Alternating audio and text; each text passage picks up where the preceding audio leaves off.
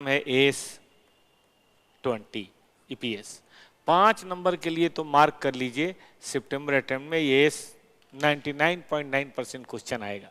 मैं क्लेम तो नहीं करता कि मैंने क्वेश्चन सेट किया है और ये जरूर है, लेकिन ये आएगा, इसके पूरे प्रबल चांसेज हैं। ठीक है, इसके पूरे प्रबल चांसेज हैं कि आएगा ही आएगा। अच्छा जी, तो इसमें पढ़ना क्या है S20 में, आप सब जानते हैं ईपीएस। चलिए बिगैर देर किए हुए, आप सब जानते ही हैं और यहीं से मैं आपको रिवीजन कराऊंगा, कुछ क्वेश्चंस की प्रैक्टिस भी आपको मैं करवा दूंगा। ठीक है ना, तो चलिए शुरू करिए। ईपीएस का जो ये एस है, देखिए जो भी कॉन्सेप्ट से मैंने बांट रखे हैं, और कॉन्सेप्ट ये कहता है कि EPS has to be shown on the face of the PL account. Notes में छुपा के नहीं दिखाना EPS को, even it is negative. Basic हो या डाइल्यूटेड, दो तरह का EPS हो सकता है। बेसिक EPS का मतलब जो इस साल है सही में, उसको बेसिक बोलते हैं। आप सब जानते हैं EPS के लिए एक तरफ अर्निंग चाहिए होता है और एक तरफ नंबर ऑफ शेयर चाहिए होता है। अर्निंग कौन सा, वो जो प्रीफरेंस डिविडेंड करंट ईयर का जो प्रीफरेंस डिविडेंड है उसके बाद। लेकिन थोड़ा सा कॉन्सेप्ट है कि क्या ये नॉन क्यूमुलेटिव है, क्या ये क्यूमुलेटिव है। अगर ये नॉन क्यूमुलेटिव प्रीफरेंस शेयर हैं तो फिर करंट ईयर प्रीफरेंस डिविडेंड तभी घटेगा when declared during the year, otherwise ये नहीं घटेगा। मतलब अगर किसी साल नहीं डिक्लेयर हुआ तो नहीं घटाना EPS के लिए, और अगर क्यूमुलेटिव प्रेफरेंस शेयर हुआ तो घटाना ही घटाना है, चाहे डिक्लेयर हो चाहे नहीं हो। बट करंट ईयर अगर 4 साल का आपने इस साल पे किया है तो बिल्कुल भी नहीं होगा। ठीक है, नंबर ऑफ इक्विटी शेयर कैसे लेना है, तो एस कहता है कि देख भाई, नंबर ऑफ इक्विटी शेयर का रूल ये है कि आपने weighted average number of share लेना है कंसिडरिंग द टाइम फैक्टर। क्या मतलब होता है, मतलब ये होता है कि अगर कोई शेयर यहाँ पे शुरू में था, फिर यहाँ इशू हुआ, फिर यहाँ बाई बैक हुआ, तो बाई बैक के टाइम फैक्टर्स को घटाना है, जोड़ना है। 5 महीने, 4 महीने, 3 महीने जो भी है, सब टाइम फैक्टर का ध्यान दे के चलना है। ठीक है, फिर बात आती है नंबर ऑफ इक्विटी शेयर्स की, कि number of equity share to be included when consideration is recognised, cash हो या काइंड हो। पैसा आज मिला, 2 महीने बाद इशू ऑफ शेयर किया, हम आज से शामिल करेंगे। पैसा आज मिला, 10 महीने बाद से हुआ, हम 10 महीने बाद की बात करेंगे। ठीक है, इसके अलावा अगर amalgamation in nature of purchase है तो फिर जिस दिन से एक्वायर हुआ उसी दिन से प्रॉफिट भी लेना है और उसी दिन से नंबर ऑफ शेयर भी लेना है। लेकिन अगर amalgamation in nature of merger है तो एक्वायर चाहे कभी भी हुआ हो, आपको साल के शुरू से दोनों कंपनियों का प्रॉफिट लेना है और नंबर ऑफ शेयर भी ये मानना है कि बिल्कुल साल के शुरू से है, क्योंकि amalgamation in nature of merger में हम ये मानते हैं कि कंपनी तो हमारी अपनी ही है। पार्टली पेड अप शेयर में हमें equivalent number of fully paid up share लेना होता है। क्या मतलब है, मतलब है कि अगर कोई 5 का है तो 5 को 10 में कन्वर्ट कर दें, कोई 7 का है तो 7 को 10 में कन्वर्ट कर दें। ठीक है कि नहीं, जैसा भी नंबर ऑफ शेयर है उसके हिसाब से कन्वर्ट कर दें और सबको फुली पेड अप बना लें, फिर उसका EPS कर लें। डिफरेंट फेस वैल्यू तो बिल्कुल वैसे ही वहाँ भी करना है, वहाँ भी प्रोपोर्शनेट बात करनी है।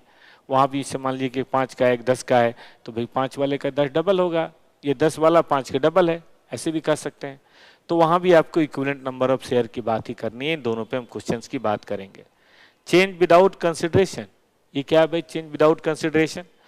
भाई कभी कभी बोनस शेयर भी तो इशू होता है, शेयर स्प्लिट भी तो होता है, या कंसोलिडेशन भी तो होता है, जिसमें पैसा वैसा कोई आता जाता तो है नहीं, पैसा कोई आता जाता तो है नहीं, लेकिन नंबर ऑफ शेयर बदल जाता है। एस कहता है कि देखो साल में कभी भी हुआ, मानेंगे कि साल के शुरू में हुआ था।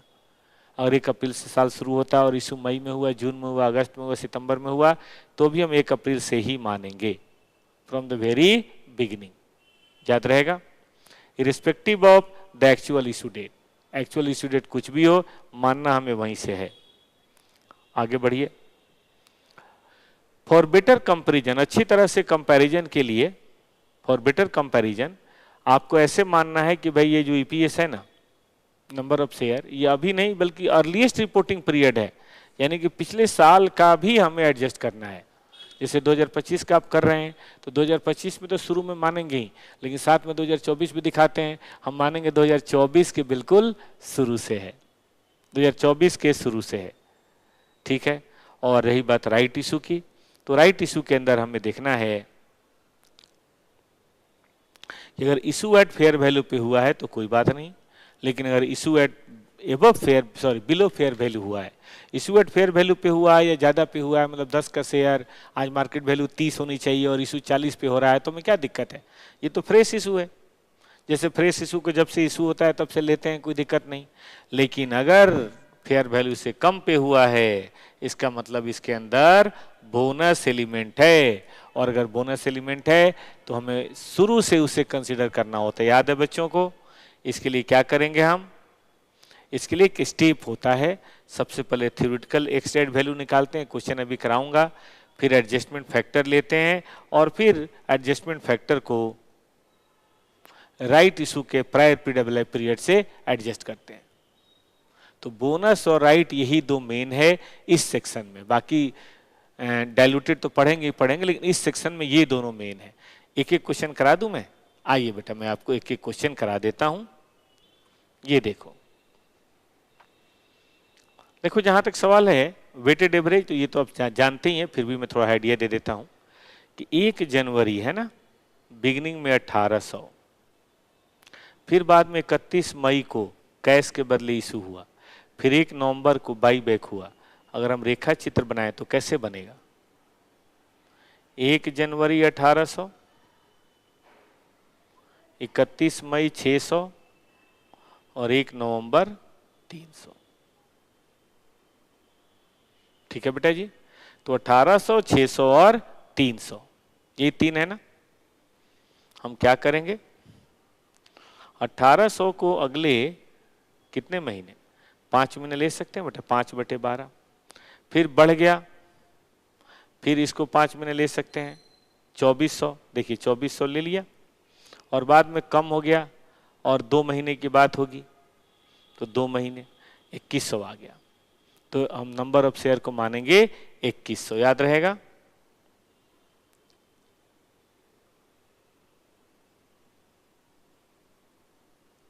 चलिए बेटा आगे बढ़ते हैं। एक हम करते हैं बोनस शेयर वाला, कोई करते हैं, देखने दीजिए बोनस शेयर वाला कौन सा है। ये है बोनस शेयर वाला, चेक कीजिए। देखिए प्रॉफिट फॉर द ईयर है, सब लोग ध्यान दीजिए, स्टडी मटेरियल है, क्वेश्चन नंबर 3 है। प्रॉफिट फॉर द ईयर इतना है, पिछले साल का, करंट ईयर का ये है।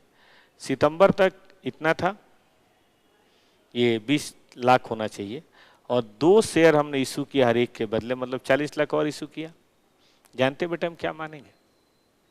हम मानेंगे कि हमारे शेयर शुरू से ही 20 + 40 60 लाख थे, फ्रॉम द वेरी बिगिनिंग। ठीक है, तो देखिए कैसे निकालेंगे। करंट ईयर का जो हम कैलकुलेट करेंगे तो ऊपर 60 और नीचे 60, भले इशू 1 अक्टूबर को हुआ है लेकिन टाइम फैक्टर ध्यान नहीं देना है, यही यहाँ कॉन्सेप्ट है। You don't have to consider the time factor.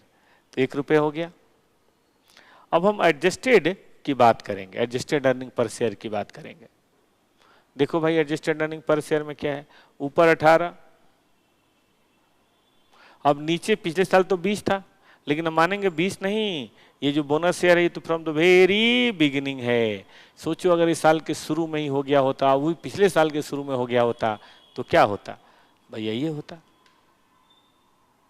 ठीक है, तो हम 1 से इसको कंपेयर करेंगे। अगर नहीं करते ना, पिछले साल की तरह से करते तो 90 पैसा आता, तो हमें ऐसा लगता है कि बहुत इंप्रूवमेंट नहीं हुआ है। अरे इंप्रूवमेंट कैसे नहीं हुआ है, 90 से बढ़ के 1 नहीं हुए, हम 0.30 से बढ़ के 1 हुए हैं। तो यही बात हमें यहाँ पे देखनी थी। और भी इसी तरह से क्वेश्चन आप और देख लीजिएगा, मैं भी आपको कॉन्सेप्ट खत्म करता हूं। ये देखिए राइट शेयर वाला, शुरू में था ये, फिर ये था, आउटस्टैंडिंग 5 थे, 15 है, लास्ट डेट ये 1 लाख इशू। अच्छा, पहले से 5 था, 1 इशू। लेकिन एक बात है जी, पहले शेयर 21 रुपए के थे और अब शेयर कितने के हैं, अब 15 के इशू हो रहे हैं। आप ही बताओ 21 वाले शेयर में 15 वाले शेयर मिलाए जाएंगे तो थोड़ा डाइल्यूट तो होगा ना, कुछ बोनस एलिमेंट तो है ना। तो बोनस एलिमेंट के लिए हमें एडजस्टमेंट फैक्टर लेना है। एडजस्टमेंट फैक्टर के लिए क्या कहता है बेटा, वो आप देखिए जरा।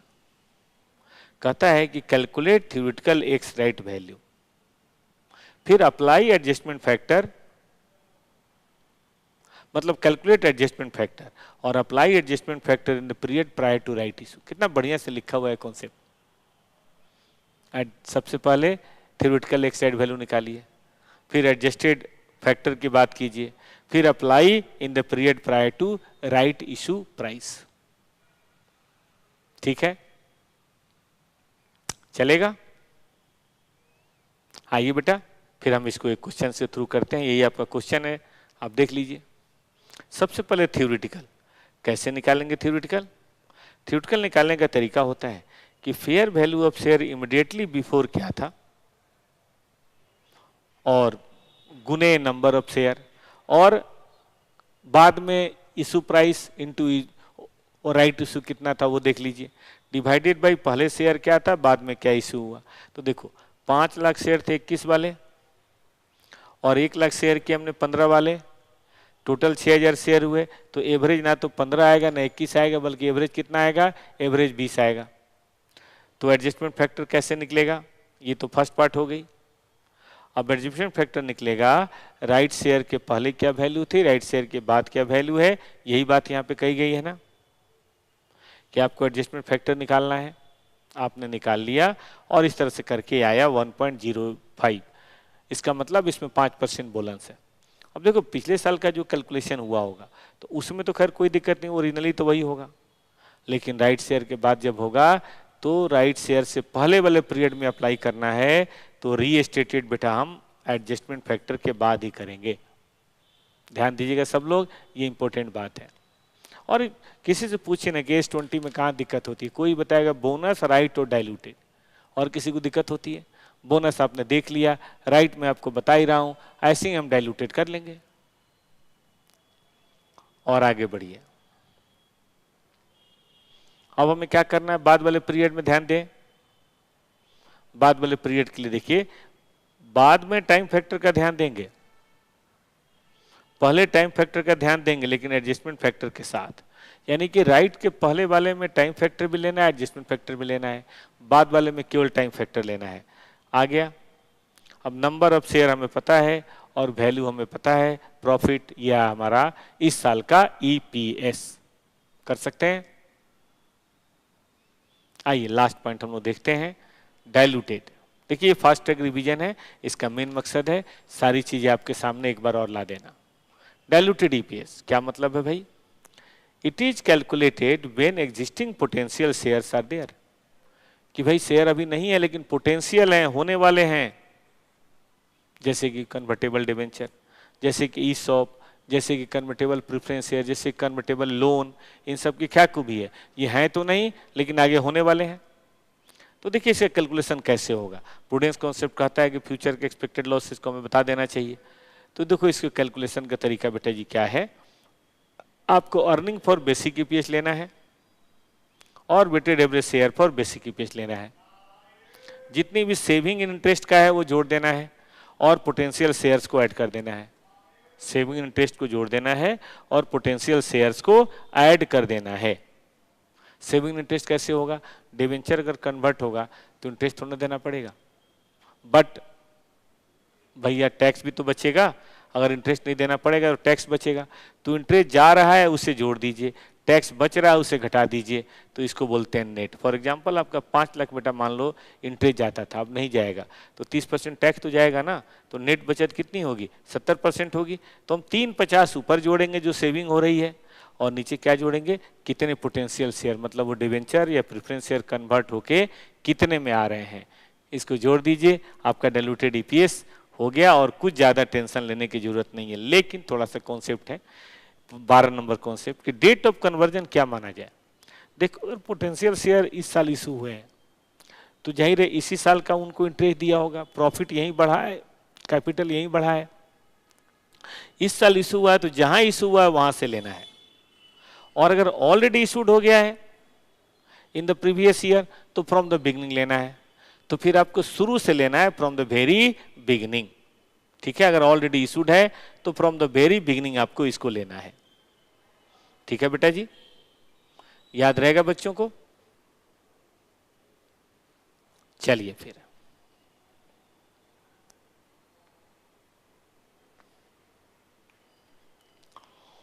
आइए फिर बात करते हैं,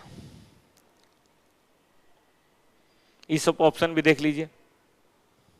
आज तो दिल्ली में बड़ी बरसात हुई है। देखिए ईसॉप ऑप्शन में क्या होता है कि जब भी ईसॉप ऑप्शन होता है तो फ्यूचर में हमें कुछ शेयर इशू करने होते हैं कम दाम पे। तो अभी तो कोई प्रॉब्लम नहीं है, लेकिन जब कम दाम पे इशू करना होगा तब होगा। तो बिल्कुल बोनस एलिमेंट की तरह उसमें देखना होता है। कैसे कि भाई हम कितने नंबर ऑफ शेयर हमें देना है, वो आप देख लीजिए, और उसमें से जो भी नंबर ऑफ शेयर देना है वो आप देख लीजिए, और उसमें से बेटा जी आप कितने शेयर देने चाहिए अगर सही दाम पे देते, करेक्ट प्राइस पर अगर हम देते तो क्या होता, फेयर वैल्यू अगर इशू होता तो क्या होता, और दोनों का जो रिजल्ट आएगा आप उसको देख लीजिए। एग्जाम्पल देते हैं, ऐसे नहीं समझ आएगा, एग्जाम्पल देते हैं।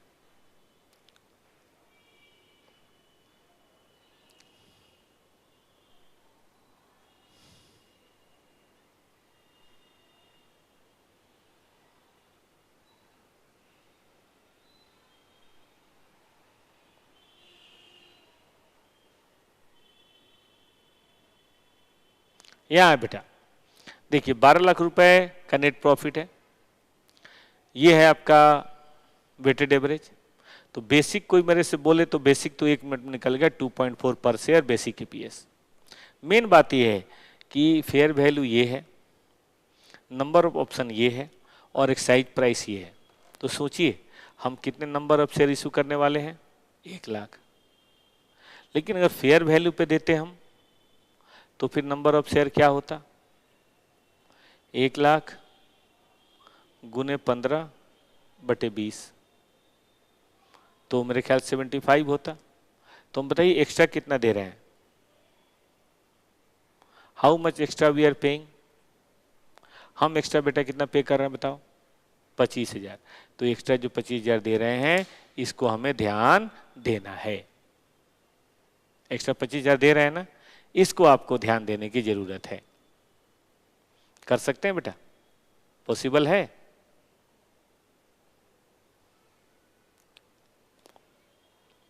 देख लीजिए, अब हम ऊपर वाले में कुछ जोड़ तो पाएंगे नहीं, तो ऊपर वाले में कुछ मत जोड़िए, प्रॉफिट में तो कुछ जुड़ेगा नहीं, लेकिन नंबर ऑफ शेयर में बेटा जुड़ जाएगा, और इस तरह से आपका 5/25 आ जाएगा।